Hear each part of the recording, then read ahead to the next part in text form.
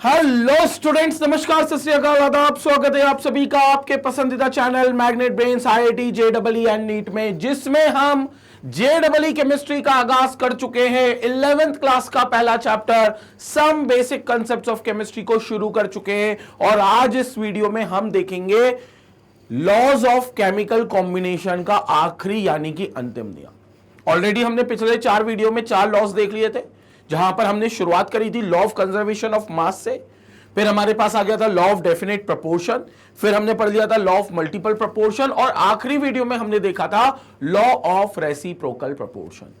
और उम्मीद करता हूं कि हर लॉ आपको बारीकी से क्लियर हुए होंगे और आपने हर लॉ की प्रैक्टिस भरपूर की होगी क्वेश्चंस की। अगर नहीं की है तो डीपीपी आएगा हमारा, क्योंकि इसी वीडियो के डिस्क्रिप्शन में जाओगे तो आपको एक डीपीपी मिलेगा जिसमें सारे लॉज ऑफ केमिकल कॉम्बिनेशन के क्वेश्चंस हैं।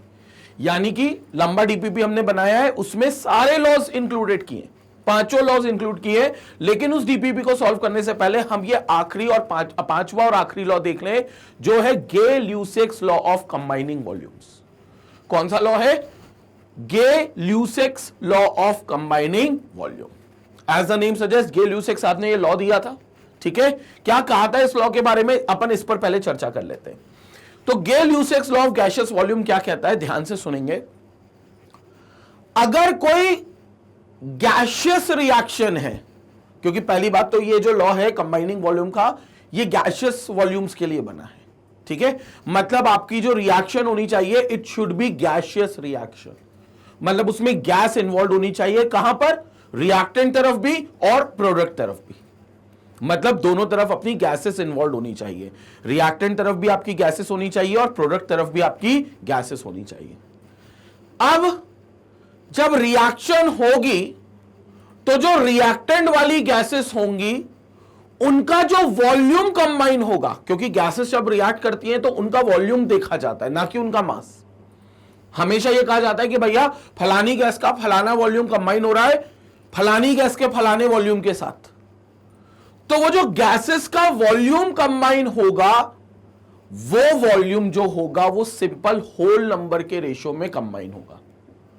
और जो प्रोडक्ट बनेगा वो प्रोडक्ट भी गैस होगा, उस गैस का भी जो वॉल्यूम होगा वो रिएक्टेंट की गैसेस के साथ सिंपल होल नंबर में मौजूद होगा, सिंपल होल नंबर में मौजूद होगा। जैसे पहले इस लॉ का स्टेटमेंट पढ़ देते, फिर मैं आपको समझा भी देता हूं। This law is applicable for gaseous reactants only. जैसा मैंने आपको कहा था कि ये जो लॉ है ये बेसिकली गैसियस रिएक्टेंट्स के लिए ही सिर्फ एप्लीकेबल है। This law states when gases reacts the volume of the reacting gases are in the ratio of small whole numbers. जब गैसेस रिएक्ट करती हैं तो अलग अलग गैसेस जो रिएक्ट कर रही हैं उनका जो वॉल्यूम होगा वो सिंपल होल नंबर्स में होगा, उनका जो रेशियो होगा वॉल्यूम का रेशियो वो सिंपल होल नंबर्स में होगा, प्रोवाइडेड, कंडीशन क्या है लेकिन, the volumes are measured at the same temperature and pressure. और उस दौरान जो दोनों गैसेस होंगी वो सेम प्रेशर और सेम टेम्परेचर पे होनी चाहिए। अगर एक गैस किसी अलग प्रेशर और अलग टेम्परेचर पे और दूसरी गैस किसी अलग प्रेशर और टेम्परेचर पे, तो फिर इनका वॉल्यूम का रेशियो आपस में होल नंबर में नहीं होगा। तो अगर तुम चाहते हो होल नंबर में निकालना या तुम चाहते हो कि होल नंबर में ही आए, तो फिर आपको दोनों गैसेस या तीनों गैसेस, रिएक्टेंट में जितनी भी गैसेस हैं, उनको आपको सेम प्रेशर और टेम्परेचर पे रखना होगा। If the reactants and products both are gases, then at the same temperature and pressure the volume of reactants and product gases are also in the ratio of small whole numbers। और even अगर हमारा product भी कोई gas है तो even product और reactant की gases का वॉल्यूम का रेशियो भी होल नंबर पे होगा, प्रोवाइडेड रिएक्टेंट और प्रोडक्ट का टेम्परेचर और प्रेशर सेम हो।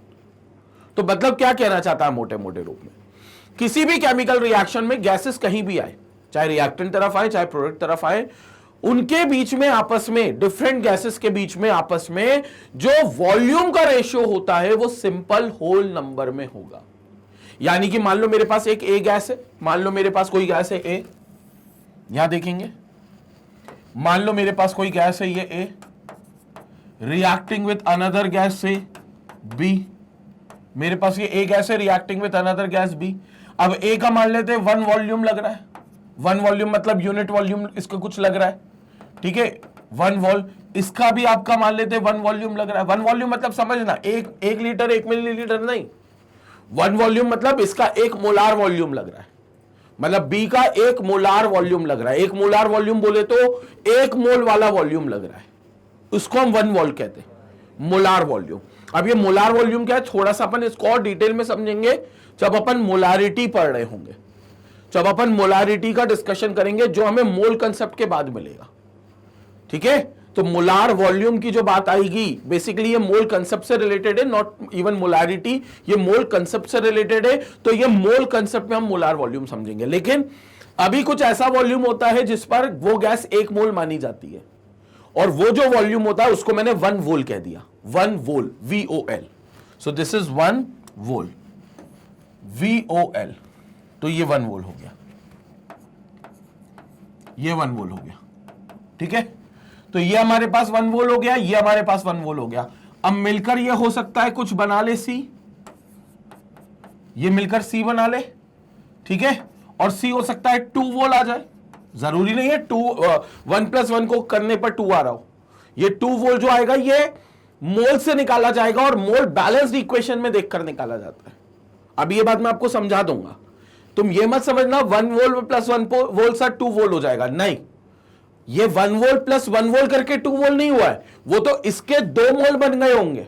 तो इसके 2 मोल बन गए होंगे तो इसका जो मोलार वॉल्यूम होगा, यानी कि 1 मोल का वॉल्यूम अगर वोल होता है तो 2 मोल का वॉल्यूम 2 वोल हो जाएगा। तो उस हिसाब से ये 2 वोल हुआ। मैं एग्जांपल दूंगा तो और क्लियर हो जाएगा। तो यहां पर ये ए और बी ने दोनों गैसेस थी, ये भी भैया गैस थी, ये भी गैस थी, और जो बना है प्रोडक्ट सी वो भी गैस है। तो इसमें तीनों का जो रेशियो होगा, ratio of volume of gases, ratio of volume of gases are, क्या रेशियो होगा, A/B/C का वॉल्यूम पूछ रहा है, क्योंकि तीनों गैसेस है यहां पर, तो तीनों का आपस में वॉल्यूम पूछ रहा है। तो रेशियो है 1:1:2, ये रेशियो आ गया।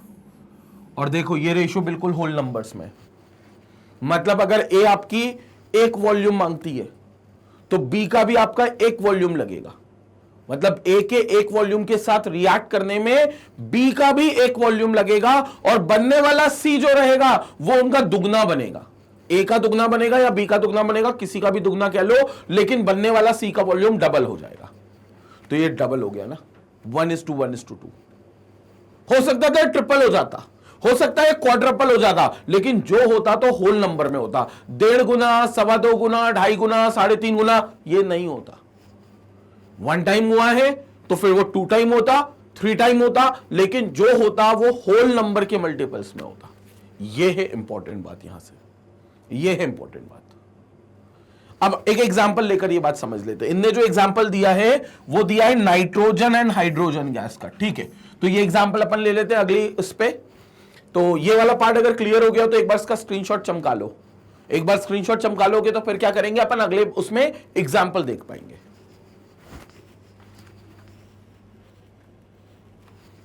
ओके, नाउ अपन क्या करते हैं, एक स्क्रीनशॉट चमकाते हैं। स्क्रीनशॉट चमकाने के बाद एक एक्स्ट्रा स्लाइड ले लेते हैं, बल्कि कहना चाहिए। हाँ भाई, यहां पर क्या करने वाले अपन, एग्जाम्पल देखेंगे, एग्जाम्पल देखेंगे, ठीक है। एग्जाम्पल किसका देख रहे हैं अपन, नाइट्रोजन और हाइड्रोजन का। तो हमें पता है नाइट्रोजन N2 है जो कि एक गैस होती है,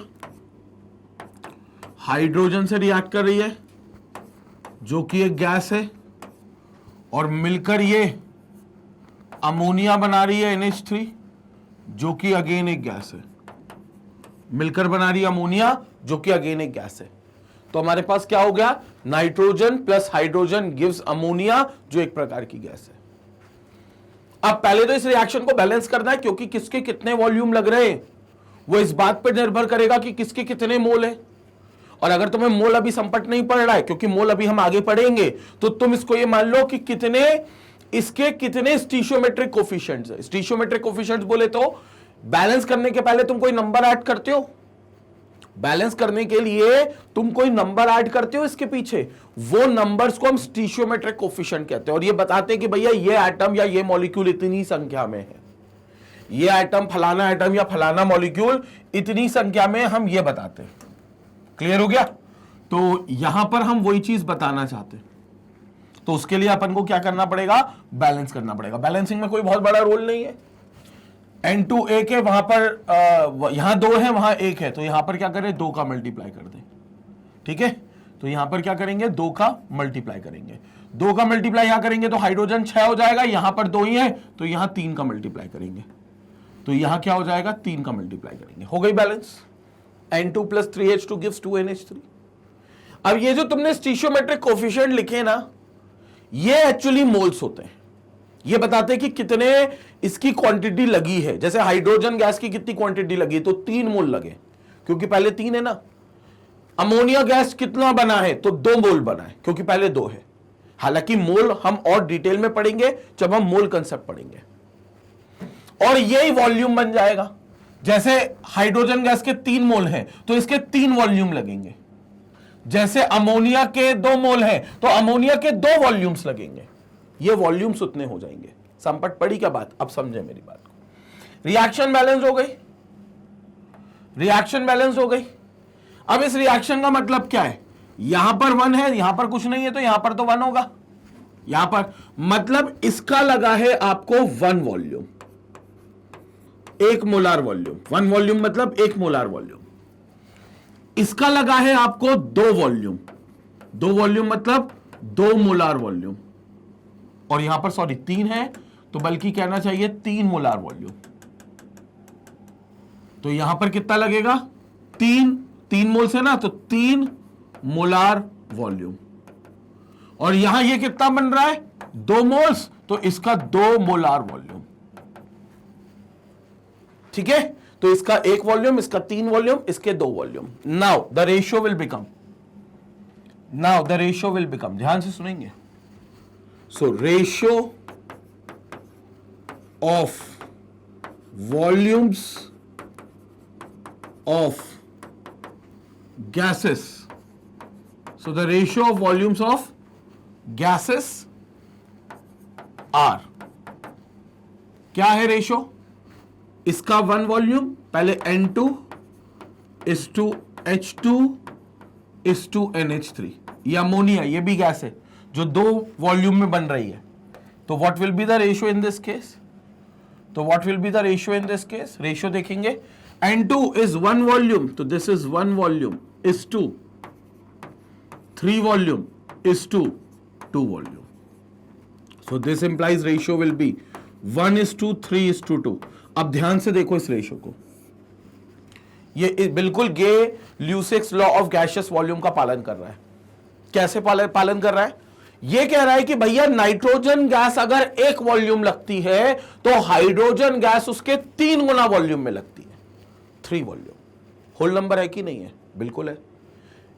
अगर 1 volume, unit volume nitrogen gas लगती है तो 3 गुना वॉल्यूम में हाइड्रोजन गैस लगती है, 3 गुना वॉल्यूम में हाइड्रोजन लगती है।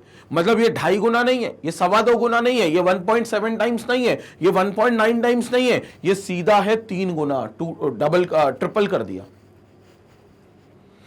और बनने वाला जो अमोनिया है वो उस नाइट्रोजन के मुकाबले 2 गुना लग रहा है। तो ये जो रेशियो आ रहा है, this is coming out to be in whole numbers. 1:3:2, 1, 3 and 2 are तीनों होल नंबर्स है, are all of them are whole numbers. So 1:3:2, ये 1:3:2 क्या हो गया? हमारा रेशियो ऑफ वॉल्यूम हो गया। ये 1:3:2 क्या हो गया? हमारा रेशियो ऑफ वॉल्यूम हो गया। तो ये वॉल्यूम का रेशियो जो है, this is coming out to be in whole numbers. तो we can write it as that the ratios are coming out to be, ratios are in whole numbers, and if ratios are in whole numbers it means it is obeying Gay-Lussac's law of gaseous volumes, that it is obeying Gay-Lussac's law of gaseous volume। concept clear हो गया? So this is according to Gay-Lussac's law of gaseous volume। So ratios are in whole numbers, this is in accordance to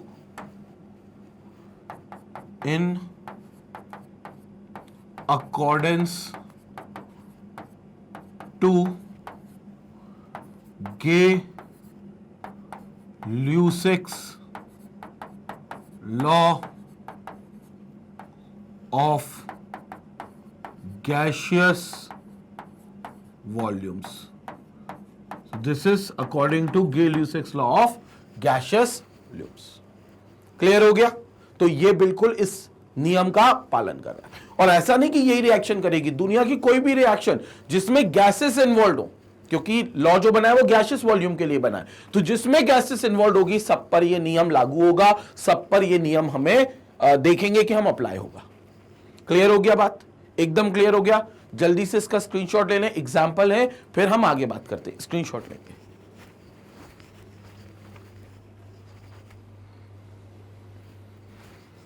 चले भाई, एक और example देख लिया जाए, एक और एग्जांपल ले लेते हैं,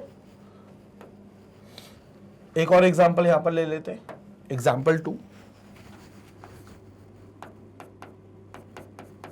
ध्यान से सुनेंगे एग्जांपल 2 को। किसी ऑक्साइड को फॉर्म करते हैं, जिसे नाइट्रोजन के ऑक्साइड को फॉर्म करते हैं, ठीक है? तो nitrogen gas is N2, oxygen gas is O2 and this will going to form NO, nitric oxide NO. N2 plus O2 gives nitric oxide NO. Balance कर दें इसको। नाइट्रोजन कितने हैं यहां पर? नाइट्रोजन 2 है, वहां 1 है, ऑक्सीजन भी 2 है, यहां 1 है, तो दोनों का एक ही तरीके से बैलेंस, यहां 2 कर दो। जैसे ही 2 करोगे तो क्या होगा? इसका आपको एक वॉल्यूम, क्योंकि यहां कुछ नहीं है तो this means it is having 1 wall.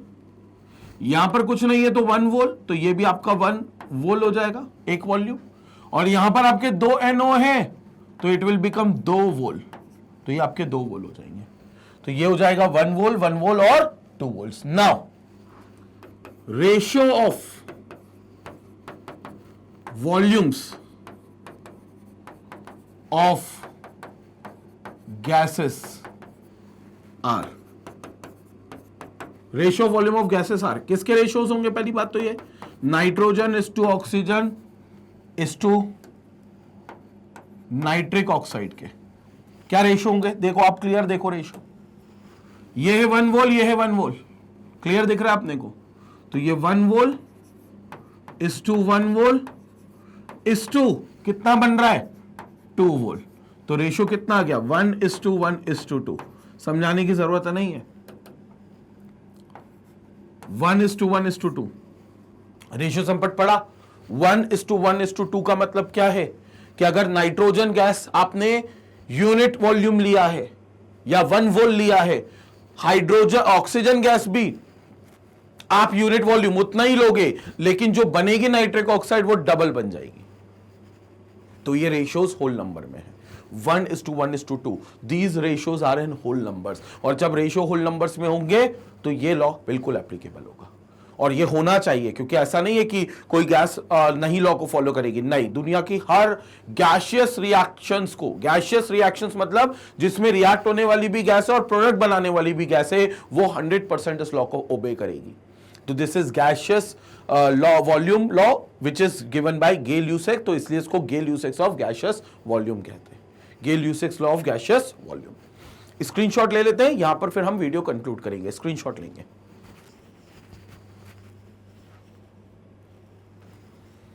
Okay, so clear हुआ student? Gay-Lussac's law of gaseous volume बिल्कुल क्लियर हुआ। यहां पर हमारे समाप्त होते हैं पांचों लॉस, यानी कि लॉ ऑफ केमिकल कॉम्बिनेशन के पांचों लॉस हमने यहां कंप्लीट कर लिए हैं।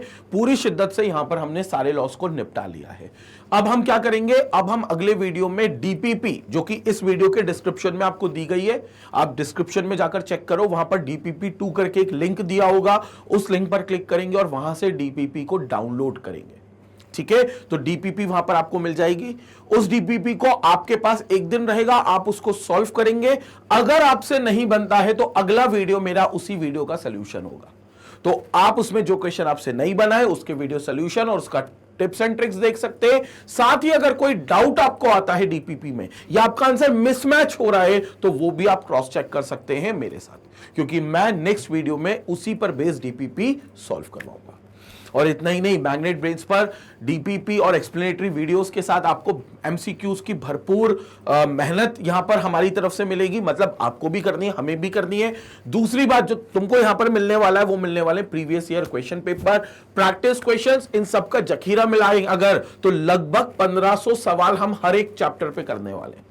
और 1500 सवाल जब एक चैप्टर पे कर लेते हैं ना तो हम सिर्फ JEE नहीं बल्कि दुनिया के कोई भी केमिस्ट्री के एग्जाम के लिए तैयार हो सकते हैं। ठीक है, तो JEE तो फिर बहुत ही लल्लू चीज हो जाएगी।